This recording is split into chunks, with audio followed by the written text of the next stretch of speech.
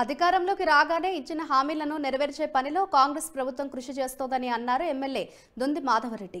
వరంగల్ జిల్లా దుగ్గొండి మండలంలో ఇందిరమ్మ ఇళ్ల పథకాన్ని ఆయన ప్రారంభించారు. కాంగ్రెస్ హయాంలో అర్హులైన ప్రతి పేదవారికి ప్రకటించిన హామీలు అందేలా ప్రభుత్వం పనిచేస్తోందని అన్నారు. ఇందిరమ్మ ఇళ్ల పథకానికి అర్హులైన వారందరూ 5 లక్షల లోపు మాత్రమే ఇల్లు నిర్మించుకోవాలని అన్నారు దొంతి మాధవరెడ్డి.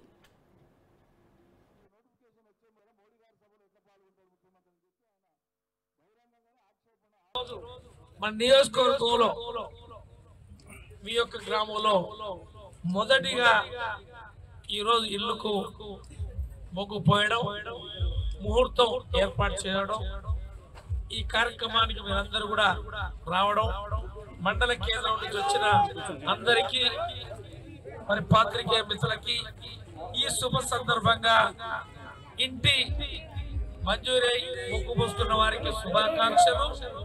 మీ అందరికీ సందర్భంగా నమస్కారం తెలియజేస్తా ఉన్నాం. స్వతంత్రం వచ్చిన తర్వాత విడతల వారీగా మన ప్రభుత్వం ఉన్న సమయంలో ఇళ్ల నిర్మాణం, ఇళ్ల స్థలాలు అందజేస్తూ వస్తూ ఉన్నాం.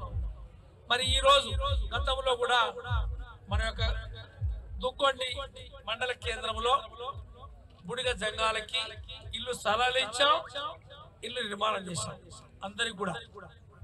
మరి ఇక్కడ మండలానికి పోయే దారిలో కూడా ఇల్లు స్థలం కొనుగోలు చేసినాం.